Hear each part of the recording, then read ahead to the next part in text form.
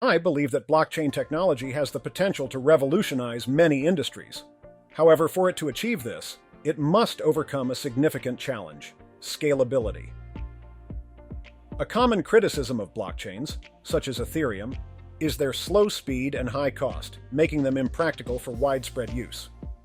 During the previous bull market, we witnessed the emergence of several alternative Layer 1 blockchains, including Solana, Avalanche, and Binance Smart Chain. These new platforms positioned themselves as superior to Ethereum, even earning the nickname Ethereum Killers. More recently, during the bear market, we've seen fresh contenders like Aptos and SWE enter the fray.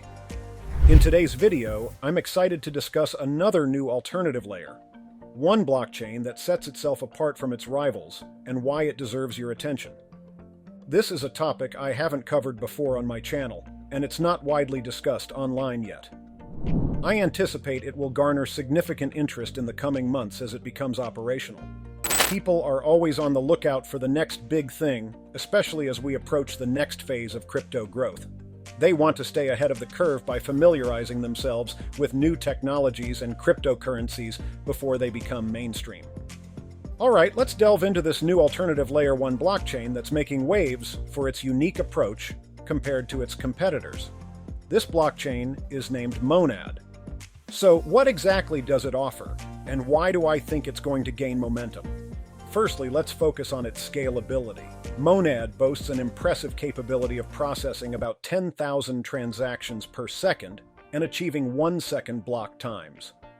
This is a significant leap from a blockchain like Ethereum, which currently handles around 15 transactions per second and has a block time of approximately 12 seconds. The block time is essentially the duration it takes for a transaction to be confirmed and included in the network. It's crucial to understand that this is one of the primary challenges in scaling a blockchain: the ability to handle numerous transactions simultaneously, and the speed at which each transaction is added to the chain. Let's explore how this blockchain achieves such remarkable speed and scalability. A key factor behind its performance is the use of parallel execution. But what does that mean? Let's take Ethereum as an example. It processes transactions one at a time.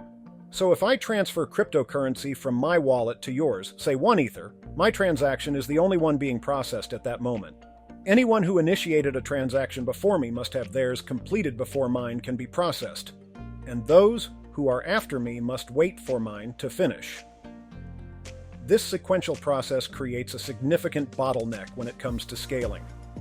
However, with parallel execution, the system can handle multiple transactions simultaneously. Each transaction is processed independently and concurrently, without waiting for others to complete. This approach allows for much higher transaction throughput. By implementing parallel execution effectively, the number of transactions that can be handled per second is greatly increased, leading to Monad's claim of 10,000 transactions per second.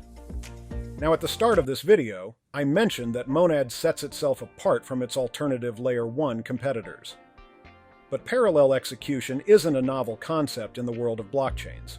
For instance, Solana has already implemented a form of this strategy, and other Layer 1 blockchains like Aptos and SWE, which emerged last year, also utilize parallel execution. So what makes Monad stand out in this crowded field? What unique aspect does Monad bring to the table that differentiates it from these other alternative Layer 1s? If you're enjoying this deep dive, why not hit that subscribe button? Join our Crypto Buzz community for more insightful content. Monad distinguishes itself from other chains such as Solana, Aptos, and SWE. These blockchains significantly diverge from Ethereum in various aspects. They have distinct consensus mechanisms and use the concept of parallel execution. But there's more to it. They also rely on their unique programming languages and execution environments. Ethereum, for instance, operates on the Ethereum Virtual Machine, EVM, and uses the Solidity programming language. In contrast, Solana has its own runtime environment and employs Rust for its smart contracts. Similarly, Aptos and SWE each have their specific runtimes and utilize the Move programming language for their operations. However, what sets Monad apart is its compatibility with EVM. This is a notable difference because it means Monad can interface with the extensive existing infrastructure and ecosystem developed around Ethereum's technology. This compatibility could offer significant advantages in terms of ease of adoption and integration with existing systems and applications that are already designed for EVM and Solidity. What this means is that any program currently running on Ethereum can be easily transferred to Monad with little to no modifications. Why is this significant? The key lies in the market dominance of Ethereum, and more specifically the Ethereum Virtual Machine, EVM, the underlying technology of Ethereum used by multiple chains. According to data from platforms like DeFiLlama.com, Ethereum and EVM-compatible chains hold the largest market share in terms of total value locked, TVL, and user base. Ethereum alone constitutes a substantial portion of this market share. When you add other EVM-compatible blockchains like Tron, Binance Smart Chain, and various Ethereum Layer 2 solutions, they represent a major portion of the market. In contrast, blockchains that are not EVM-compatible form a relatively small segment, making it more challenging for them to compete and attract users into their ecosystem. However, by being EVM-compatible, Monad positions itself advantageously. It becomes much easier for developers and users who are already familiar with Ethereum's infrastructure to migrate or extend their operations to Monad. This compatibility essentially lowers the barrier to entry and enhances the potential for broader adoption within the existing Ethereum ecosystem. Blockchains thrive on what is known as a network effect. Let's compare it to social networks. Imagine logging into Facebook.com or a site like Twitter only to find no one else posting and no one to friend or follow. It would be pretty much pointless, right? The real value of these social networks comes from the users on the platform. This concept applies to blockchains too. It's not appealing to join a blockchain if there's nobody to transact with or no apps like decentralized exchanges, DEXs, or other blockchain applications to use. One of the biggest challenges in populating these blockchains with apps is attracting developers and making it easy to deploy applications on the blockchain. Many new entrants in the blockchain space, such as Solana, Aptos, and SWE, have chosen programming languages different from what's standard in the blockchain community. This presents a significant hurdle. Firstly, developers have to learn these new languages, which isn't easy. Solidity is the most widely used language in blockchain, so deviating from it means you can't easily tap into the pool of existing blockchain developers. They need to learn something entirely new. Additionally, it's not straightforward to take existing projects based on Solidity and transfer them to these new blockchains to build up their ecosystems. However, if a blockchain is EVM compatible, it changes the game. You can quickly build up the ecosystem, add DEXs, lending markets, and all the other features that make a blockchain useful. It allows for the rapid deployment of applications and gives access to a vast pool of existing blockchain developers who can create new apps swiftly. This EVM compatibility is a game changer in terms of quickly establishing and expanding a blockchain's ecosystem. These new blockchain ecosystems are also creating big incentives for developers who already have the necessary skills. There's a real opportunity for these developers to be pioneers in these ecosystems, setting up new apps, especially on alternative Layer 1 blockchains that show potential for significant scaling with parallel execution, as I mentioned earlier. So that's a summary of how Monad is doing things differently from other blockchains. It's essentially borrowing ideas from various sources, but combining them in a unique way that almost no one else is doing.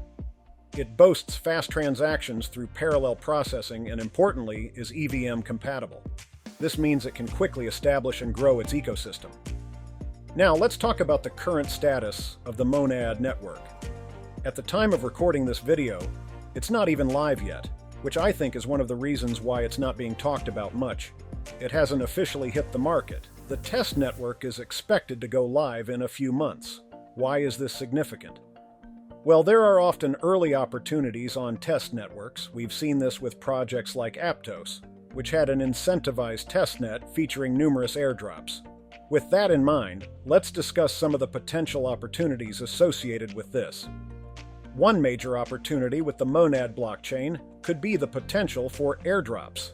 Since it's a new alternative Layer 1 blockchain, it's likely to have its own native gas token, a new cryptocurrency that many people will be eager to acquire. Based on trends in the blockchain space, it's common for new networks to distribute their native tokens through airdrops. While I don't have specific insider information, I'm drawing conclusions based on what has been observed in the industry.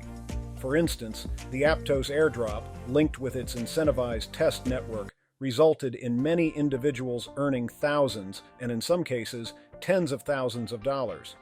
Therefore, it's reasonable to expect that there might be similar opportunities available with the Monad blockchain.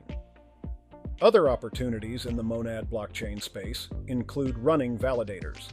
This means participating in the operation of the blockchain itself by managing the computing resources needed and earning passive income through this involvement. There's always potential for new tokens, whether it's the Layer 1 gas token, which you could buy and possibly watch increase in value over time, though this is not financial advice, or new tokens that might be launched on top of the protocol. For developers, there are unique opportunities too. For instance, there is a Monad developer program that you can apply for, with funding amounts ranging from $5,000 to $1,000. This could be a chance for developers to create a project and essentially carve out a job for themselves, building something that contributes to the growth of the ecosystem. Additionally, this project is actively hiring, offering various roles for those looking to become developers within the ecosystem, including engineering and research positions. These opportunities can be especially appealing for those looking to dive deeper into the blockchain world and contribute to the development of a new and potentially influential platform. Alright, that wraps up our overview of this technology and the reasons why it could be significant and gain traction. While I do believe that this idea is likely to catch on, especially as it launches and potentially coincides with a new crypto bull phase, I want to share my personal, unfiltered, and unbiased thoughts about this technology itself. It's important to approach new technologies, especially in the rapidly evolving blockchain and crypto space, with a critical eye. While the prospects of Monad, with its innovative approaches and potential ease of integration due to EVM compatibility, are promising, it's crucial to consider all aspects. This includes the technical robustness, the actual implementation of its features, the community and developer support, and how it stands up against the competition.